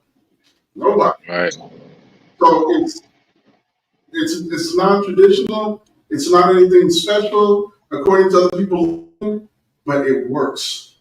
We went from having 16, 17 people to 54 because they want to know, they want to talk, they want to hear, they want to ask questions, and nobody's shunning them. No stupid question. Ask the question. Mm-hmm. If it's about your life, ask the question. If it's more personal, one-on-one. Mm-hmm. But you have to show yourself, you present yourself as a person, not somebody, not just a number. No, I got my pencil, I'm ready. No, that's not the way it works. It isn't. Because what are you trying to cultivate? If you're trying to cultivate an office that only deals with people one at a time and that's it, that's fine. That's not what I'm trying to do. I'm trying to impact enough people so they begin to impact each other. And that's the way it works. And it may not work that way for everybody. Love that vision. It may not work for everybody, but it works that way for us. And besides that, me and Mr. Signono, the people that I work with now, we've all been doing this community work for years. We've been out at the schools, out at community centers. We've been out at the middle schools, sometimes elementary schools, where we're always out there. And you want them to recognize you for the positive things that you're saying because it'll jog their memory. Mr. Walter told me this. I had one kid come up and was like, man, Mr. Walter, I'm getting ready to buy my own house. Black kid, black, out of high school. I remember we talked about this, out of high school, black kid. He wasn't wanted to be part of gang no more. He wanted to live a life. He wanted to have a good life, and he wanted to have things. Yeah, it doesn't tell him from having responsibility, but it's a start for him. You see what I'm saying? Mm-hmm. So when that happens, and that's what I said. I don't care whose neighborhood it is. If it's a black neighborhood, let's go do a barbecue. Watch what's going to happen. People will start coming out, and food is the way that people start. They'll sit down and they'll start talking about stuff, or they'll put their input in. That's what happened at my auntie's house, my grandmother's house. The door was open. She put a spread out, and for my auntie was, she said she put a gun by the door. This is for y'all niggas that's gonna act up. You think anybody acted up? Nobody acted up. They wanted to have a conversation. You see what I'm saying? Wanted to talk, and she allowed that to happen. That's what we brained in me. And I didn't think I was going to be a counselor at any point in my life. I honestly ran into mortgage and finance the first 10 or 15 years of my life. And I was like, this ain't working. I fell right back into where I was supposed to be. And that's community support, helping community, helping kids, helping young adults. There are some that are just bent on this is my life, and this is how I'm going to live it. I know I'm just going to, when I die, somebody's going to blow my brains out. Wow. And this is a message from an old man sent to a young man. That part has to stop. Yes, that message has to end. No, this is not the resolve, because this is the resolve that the system wants to see.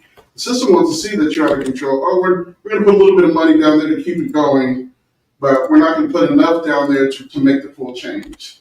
And like Queenie was saying about the funding, like me and Ms. Signora, we're talking about funding. I'm eventually going to be branching away from where I'm at and doing something like that.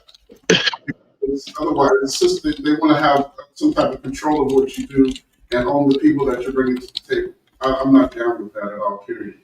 I want everyone to be happy. I want everybody to, look, again, this is life. We're living it. But if everybody can stop one day, one day out of a month and say, let's just eat and talk, what harm is that going to do? Not going to hurt nobody. I mean, you're going to have a lot of stomachs that's going to be sitting outside of pants, but other than that, no. Well, I mean, but that's if that helps them, that helps them move forward. Yes. You see what I'm saying?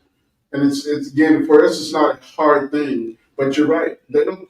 I'm not going to sit and go. Can I say something? Uh-oh. Miss Leslie Robbins, I hear you. I'll see you. You know, I'm okay. First of all, how shall I say this? You're talking about mental health, right? Yes, we are. Mhm. And it sounds like we're discussing an emotional stability or instability or whatever. Yeah. Mental health is for me is torn down into two different areas. You have what we're speaking on now as the emotional mental health of a person.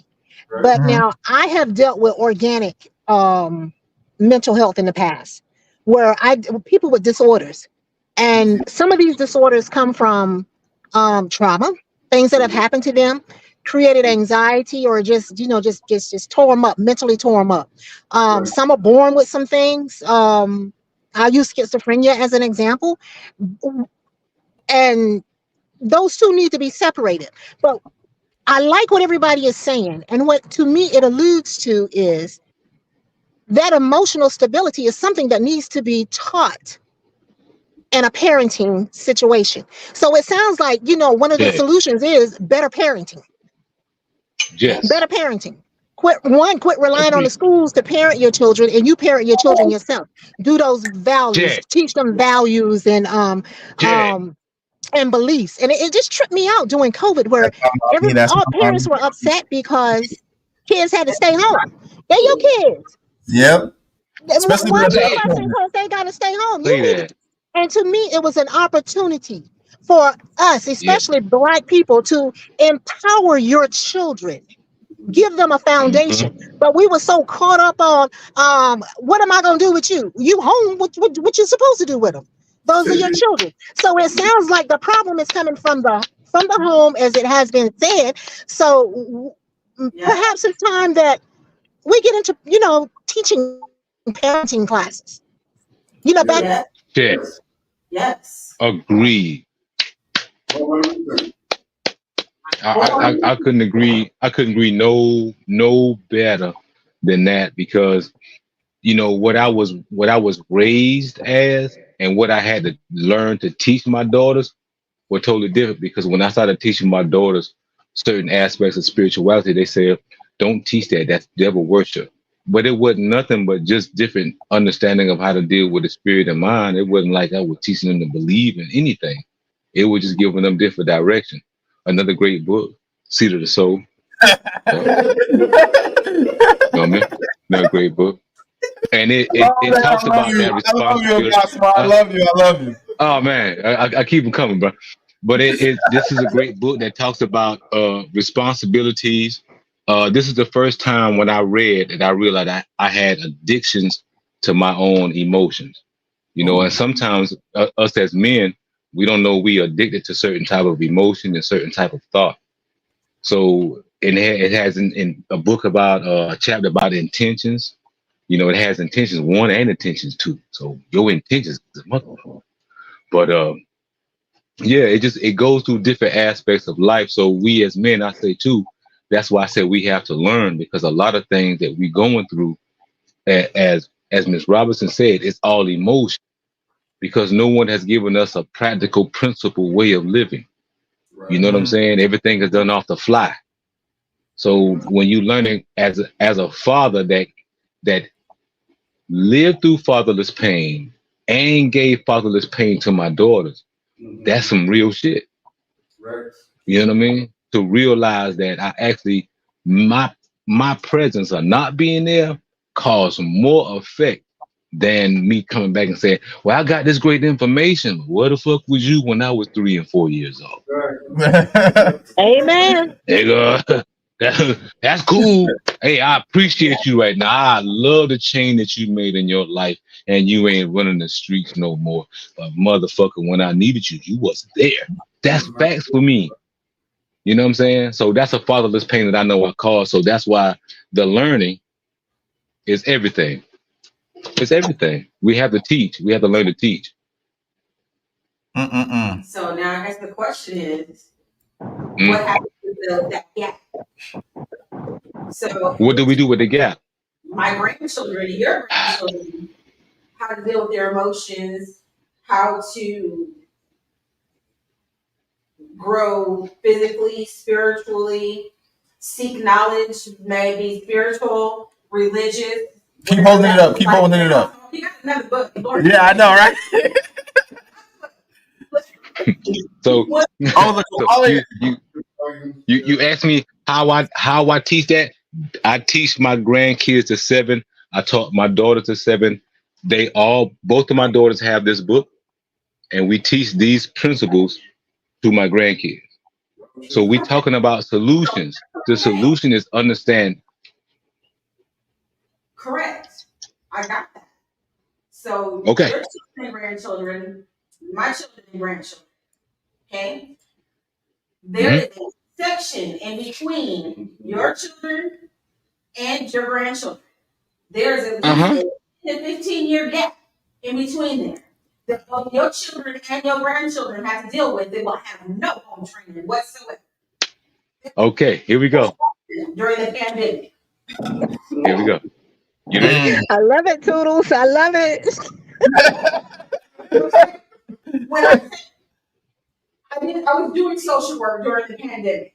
I was talking to Okay. parents on a regular basis that were staying home with their children that they just met for the first time when the school said school will be closed during this pandemic. Okay? They don't know how to teach their children, communicate to their children, provide example to their children. They don't even like their children. And the crazy thing is that's what you facilitated. You don't like what you facilitated. That you then talk to somebody else to deal with it. So you weren't worried about it. But now that it's back in your plate, and you have to deal with it yourself. Miss so-and-so from second grade class that your son or daughter is a distraction, temperamental, that attach all kinds of labels to your kid that doesn't even belong to your kid. But because they aren't given the proper attention or being taught how they learn, now all of a sudden they have an issue. They don't have an issue, they just don't learn like the next kid learns. Okay, so how do we deal with that group of individuals, that 15-year gap that are met with, mind you, they have a teacher that would tolerate them, that they were used to, that some actually like better than their parent. Forced into a space with a parent that does not like them, cannot communicate with them, has no actual interest in their well-being. And I'm not saying that they don't. Okay, because people love their children. In their own way. They love little Johnny, and that's great. Mm-hmm. But they love little Johnny. So now that they're at the point where they're realizing the errors of their ways, and the pandemic is over, and they can send them back to school. What do we do with that gap? Because I know my grandchildren, your grandchildren will say, you hurt my feelings, that made me angry. This is how I feel about this. They have no problems doing that. How our 8 and 5-year-olds are now talking to 15 and 17-year-olds, and they can articulate better at 5 and 8 than the 17-year-old. Ooh, that's real. That's real. The 17-year-old is going to be their boss somewhere down the line at McDonald's or wherever. There's that gap there. How do we teach our children properly and give them the safeguards they need to protect themselves from that whole gap that ain't got no home training whatsoever? And honestly, this is where. Okay. But I'm sorry, Walter. I was trying to understand what Toodles was saying. So Toodles, help me to understand this. What you're saying is, we could be raising our children right, but there are people that are not. So how do we keep our grandkids from being like the other kids? Am I understanding that correctly? No. No, our grandkids will never be like this. We fine with that. She's talking about the gap in between the ones who do know and the ones that don't.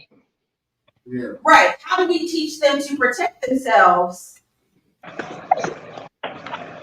You know it. At home training.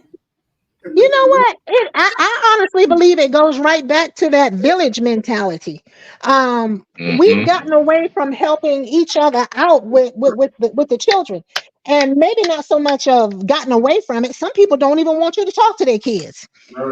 Stay away from. You know what I'm saying? So, but communication is the key, and there is always someone that can reach a child that no one else can. There's always someone. And those people are the ones that have to step up and help. But it still goes right back to the home. It still goes right back to that home. There needs to be, how shall I say it? But my son can attest to this. If a sound parent is concerned about their children and their children's children and so on, those offspring, that parent is going to sit that child down and talk to that child before they make that decision of getting married. Because it's questions that you want to ask them that they're not thinking about because they're in lust. Yeah. Questions like, Okay, you get old, or if something happens to you and you got to go in a nursing home, you want me to send you? Does this sound familiar, Ira? What are your plans for the future? Do you want children? And if you want children, why do you want those children? What are you going to teach those children? Do those children become your priority until they're 18, 21 years old? Do you forsake yourself for your children? Because what Ooh. I'm seeing a lot of right now is, So, people riding around in these nice cars, wearing this expensive stuff. Their kids look like ragamuffins, and the parents on the phone, and conversation with the children. No one is teaching anybody anything. They're just living. And when you live like that, you're gonna mess up several We're just generations. It's survival. Yeah. they You're are in survivors. survival mode, and you're going to be taught to be in survival mode for the Mhm. generations to come. Because what one Yeah. generation is doing negatively is being transferred down to another generation. Now, yes, it's going to be some little ones in there that's going to, there are some special children out there that going to turn things around. There's always a Martin and there's always a John. But Mm. Hey. everybody's not Martin and everybody's not John. And we don't have enough of them left, shall I say, that want to make a change in the world. Man. So, Miss Sigma Uno, I would say to answer your question on what you can do to actually uh, be careful with your own children. One thing that I learned in this training that I had is that you deal with when you're dealing with people and you obviously see that they just mm, you go in it like you're dealing with a child, but you be careful of condescension because mentally you Mm. are kind of still dealing with a child, somebody who doesn't know how to effectively express their emotions in a healthy way. Mm-hmm. You're dealing with someone who they may have been taught, like, oh, well, I'm older, so that just means I'm smarter and I'm better.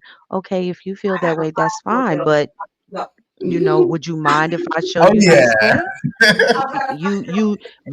and it sucks because effectively what's happening is you're burdening your grandkids and you're putting more labor on your own children because of the rest of the world and how they didn't want to raise their kids properly.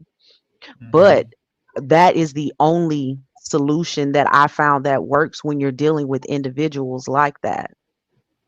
Correct. So what was Because depending on how your grandkids respond, it could put them in a sticky situation. Because I've had people come at me saying, "Oh, well, you think you better because you what? Like what?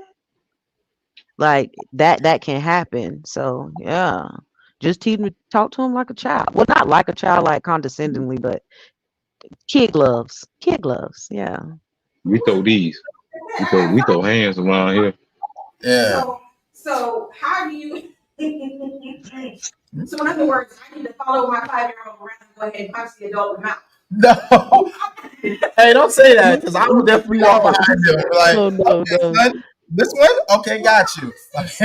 Because Well, 5-year-old that has got more home training in his 5 years of life than a 21-year-old that he was in a conversation with at the McDonald's. Yes. Agree.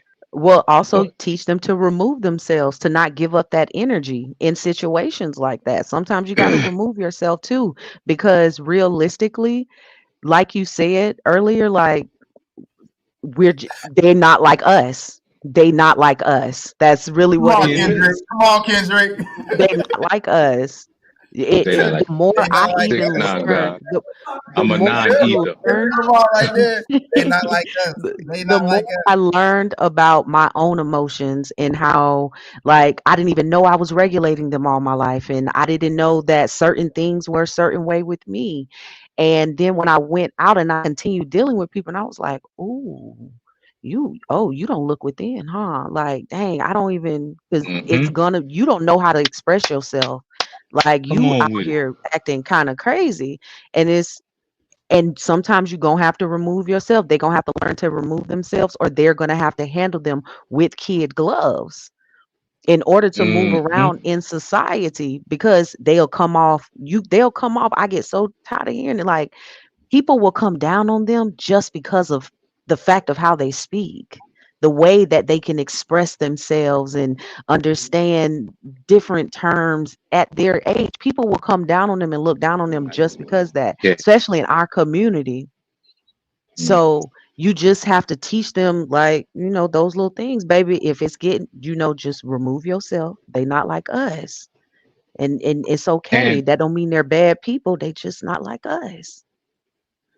We gotta change the and I narrative. would also like to, yeah, I would also like to say that we should build systems and webinars and different principles and school for the ones who don't know, that's looking to know, because some people don't know and they don't want to know, but there are some that are looking to know, but they don't know where to go for the information. So if we had, there's particular webinar, let's just say that you can come in and you can actually be taught what it is and how to understand how to communicate with your child, how to deal with emotions as a parent. Some parents don't even understand what it is to be a parent.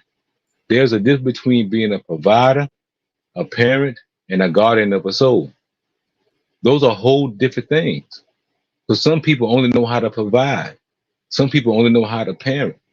We must understand that these are souls, and we must be guardians of these souls. We must give them all the things they need in order for them to become with mental health, finance, or whatever the case may be. Yeah. But being able to, like going to school, like they send us to school for a particular reason because they wanted to indoctrinate a particular certain system. If we do the same thing for parents that don't know, and Mhm. children that are hurt, that are scarred, that are trauma, that are young men that can't speak, and we create same systems for that same thing, then guess what?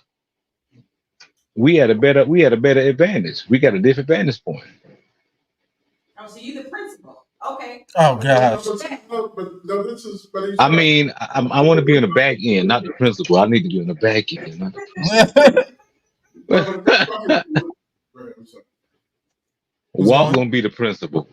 Yeah, but if we're talking solutions Yeah, like this, and we're talking about the work, it's one thing if we have our home life Mm-hmm. wrapped up and we know what our kids know what to expect and they understand the standard that we're teaching. Not saying that they won't go wayward, but we have to create opportunities for the people that don't have are not at that advantage at all. So creating exactly. opportunities like this is like Ms. Queen was saying earlier, to create to become this, to say this is what's available to you, what you can do. You don't have to stay there. You don't this is where you can thrive or bring yourself up to. Or this is what we can do to help you get to where you need to go to. There has to Exactly. be an opportunity for that to happen. If we don't give an opportunity at all, then we can't say that we try. You see what I'm saying? And Yes. I'm not talking. And I'm always talking from this perspective because this is where I came from. So I saw the disparity of where I lived. You see what I'm saying? And the ones that actually wanted to be better than where they were, and not even necessarily better, they wanted an opportunity to live a life that made a difference and that they can call sustainable. You see what I'm saying? Right now, there's no in that neighborhood. They can't think about sustainability because it's all fight or flight. So That part.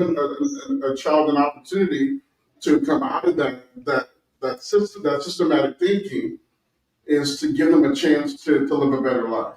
And we have to give them an opportunity. Right now, these aren't opportunities. This is the government saying systematically we need the poor, systematically we need the homeless, systematically we need dysfunction.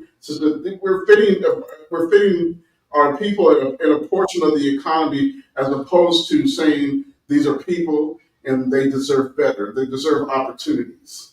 They don't have that at this very minute. So if you don't have an opportunity, you create an opportunity, and sometimes creating an opportunity causes chaos. You see what I'm saying? It's nothing they can stand on and live with for the rest of their lives.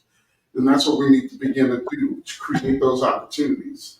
And I've thought about a lot of this. I thought about a lot of this because we're in the process of creating something like this to be an opportunity for these people. We can't force anything down their throat, but to create an opportunity for them to take advantage of. That's what we can do. So even if we put money in their hand, they're not going to make a proper decision. They're not going to make proper decisions right now. It has to be something that says, you want to live a better life. Here's a way to do it. Let's have a conversation. What is your dream? What do you want to do? And it has to start with the young people. It starts with the youth, the young adults. It starts there because they're the next wave of the future. They can learn it. They can teach it to someone else. Each one teach one. Okay. So but that's kind of where I see it. I don't like leaving people out. I understand that there are some people that have it all together and they can teach that, and the children will be receptive of it. But there are some that don't have that opportunity. So let's create an opportunity, right. Whether they take it or not. This is an opportunity. You know what, Walter? That's exactly what I'm going to do. You talk about making a change, and I said that the change comes from within. And I think it was 98, 99. Ira and I was talking about this the other day. Ira had a friend, a classmate that was 15 years old in the 4th grade, 5th grade. What grade was it, Ira? I don't know. I'm still trying to remember where I was at certain times in my life. You and I just talked about this the other day. Okay. Well, Sherelle brought it to my attention. I was like, what, fourth grade? About the 4th grade. And you had a guy in your class that was like 15 years old, terrorizing the whole class. And we were stationed at Fort Lee, Virginia. And it was at that time that it was laid in my spirit that the children and the parents need help. And I was to start, and I haven't done it, and I'm currently working on it. I was to start the Agape House. Agape House is a house with many rooms in it. It has a parenting room, it has a children's room, it has a women's room, husband room. It has all kind of rooms in this house. So it's taken me that long to get right to do this house. But God has paved my way for me to do this. I got my degree in mental health, marriage and family therapy. I mean, dealing with crazy people all my life. And when I say crazy, don't take it at heart. It's taken lightly. We all crazy. We're borderline there. But For sure. The exposure. So that is the change that I am to make in someone's life. That is the change. Because we all need help. We all don't know. And most of the people that need the help, they don't even ask for it. They suffer in silence. Right. So that part. They suffer in silence. True. So for the remaining days of my life here on this earth, I'm compelled to make a change because I have grandchildren. And Toodles, I understand your question now. How do I get those grandchildren, or how do we get those grandchildren to know right from wrong? And I must say, their parents are doing a very good job at it. Teaching them at a young age, right from wrong. And to be strong, be a leader and not a follower. And it worked for me as a kid. I mean, I was ostracized and still is. I'm the alien, but guess what? I wasn't in jail.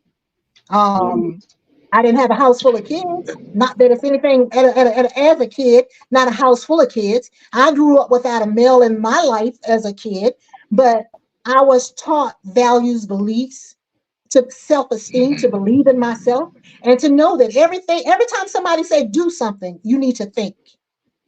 What's the consequences of doing what you're doing? Exactly. What is it? Parents just don't tell you something to stop you from having fun. They know the consequences of your behavior.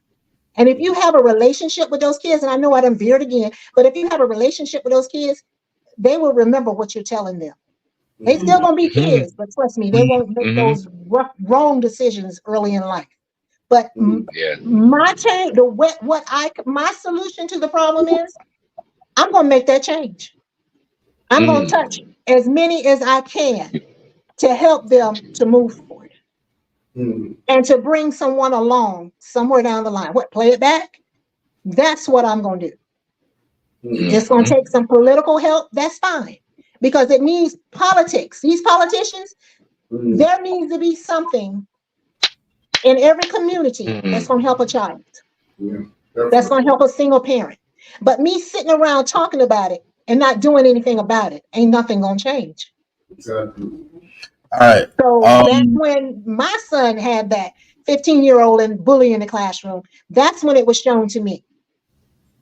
You got to make a difference in this world. And you can. Only if it's one person, you can do it. Just do it. Facts, facts, facts, facts. I'm about to. We are now at our closing comments. I'm with that. I'm going to go ahead and go straight into the gratitude and what you learned on this episode. I'll do mine last, and I'm gonna have Impossible go right before I go. Obviously, I'm gonna go ahead and start off with Miss Buzzy Robbins. If you can come back on real quick, I'm gonna have you go first since I know you don't want to be on camera like that. So with it, I'm gonna have you just come through and hit us with that gratitude and what you learned on this episode. Where you at? There you are. I've learned that there are some very powerful people on this podcast. Yeah, very very powerful people. People that I wouldn't mind having in my circle. Some of you really are in my circle, and some of you I don't even know.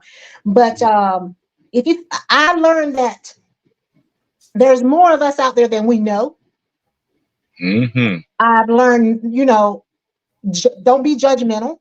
It is what it is, but what you gonna do about it? Mm-hmm. Check. I'm grateful to hear that today because it's encouraging me. Everything that I've heard today is encouraging me to continue to go, keep going. It's gonna get there. It's gonna get there. Yeah. Don't stop. It's gonna happen. It's gonna happen. Put the right people in my ear to speak those things that I need to hear.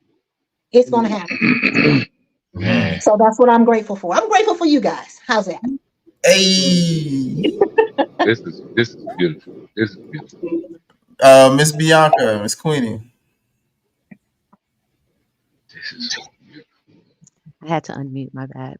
So as always, I'm grateful to be here, grateful to know that you all exist within my realm. And something that honestly, I mean, what did I learn? Because it's like on these topics, you all seem to have the same mindset that I have. I learned it from varying perspectives because I've never had kids. I ain't never been pregnant. So the questions thing, those are questions that I have thought about, but I never considered why I myself wanted children. I just always wanted little minions who could be intellectually superior to others. And I always, I always, no, that is no, when people ask me, because realistically having children is hard, but I didn't think to consider like from the like the in-ground parents perspective, like this span that we have to where it doesn't matter. I never considered it doesn't matter what I teach my nephews, what I teach my own kids, because they're still going to have to deal with idiots. And I never actually considered that. I just in my mind thought, oh, I can just have them in these environments and away from the idiots. But it Mm. doesn't matter what you do, they're going to run across idiots. Like my whole mindset around that was have my children. I can go back and help the hood because that's where I'm from. But I Mm. didn't want my children a part of that because then I didn't consider outside of, martial arts that they would know how to do anything to deal with them. Mm-hmm. But being the having a parent grandparent perspective and the connectability necessity, I think I'm considering that now because I never considered that. Mm. Respect, respect. And I'm done. Mrs. Sigma Uno. Why y'all always say it like that? Because we know. Be in the room because I know that just being in the room for some people is all that they actually need. Because I've worked with you and I've seen multiple generations what it's like for me to just be in the room and what that does for them and the opportunities that they have and the opportunities that are open to them and the new ideas that come out of it and the growth that can come from just one person being in the room. And unfortunately, sometimes it's not their parent, it's not their family member, but just to be that one person in the room. Again, I've been at graduations where no family members have showed up, and I was there one person in the room. So if you don't think you can affect change by steering somebody in the right direction because you don't feel that you're a mentor or you don't feel that you're qualified, if there is a person that has gravitated to you for whatever reason, be there one person in the room. I love that. I love that. Mr. Sigma Uno. Awesome, Toodles, awesome.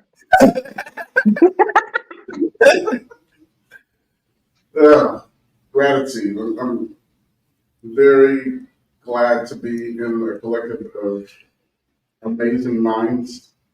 I appreciate the heart of each one of you guys. I'm grateful for that. I have learned that everyone has a description of what we need, and if we all work hard in our respective areas, that we can actually put a dent in the problem that we have in our respective areas, and maybe around a portion of the world. I mean, we'll start with the country first. I appreciate you all. I learned a lot. I learned a lot from the women in the room always. I appreciate and respect your view on what we need as a family restaurant. Yeah. That's all for me. Well, the long awaited.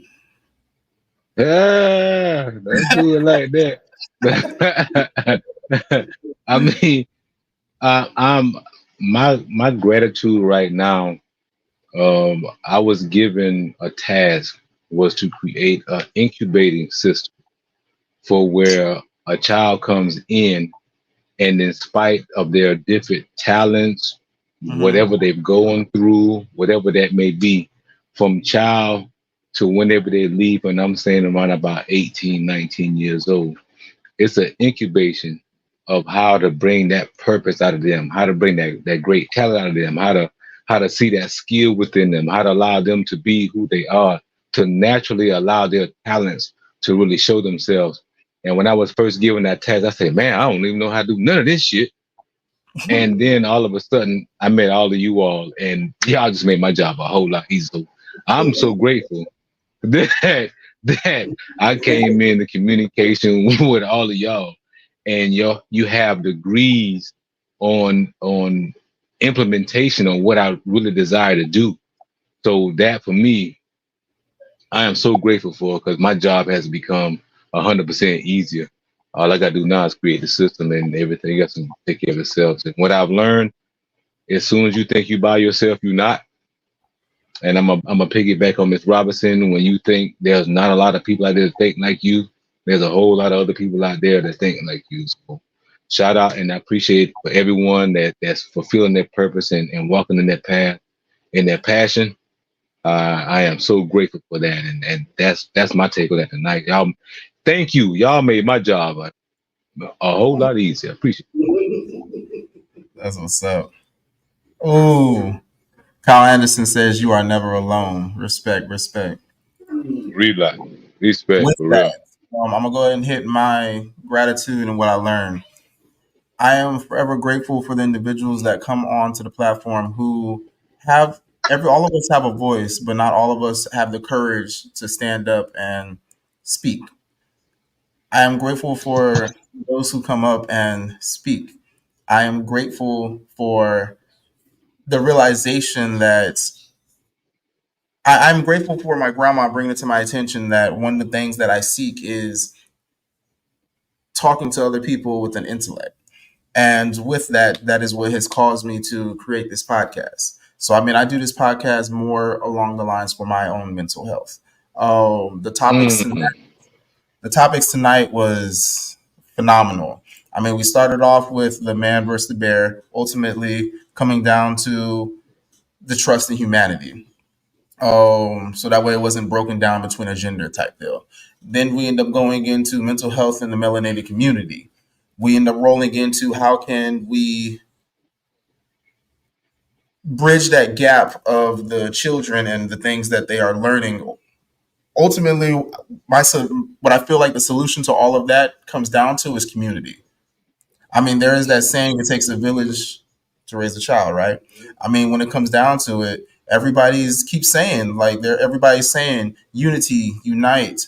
Caleb says that if we as a people could come together, that would be the best change. Michael Jackson said, if you want to make the world a better place, you must first look in the mirror and be that change. My mother even said it earlier. She was like, look, anytime that you think you are alone, you're not. Then it also, there's always going to be other people who think like you, but it does take at least one person to stand up to us. Go ahead and get that going.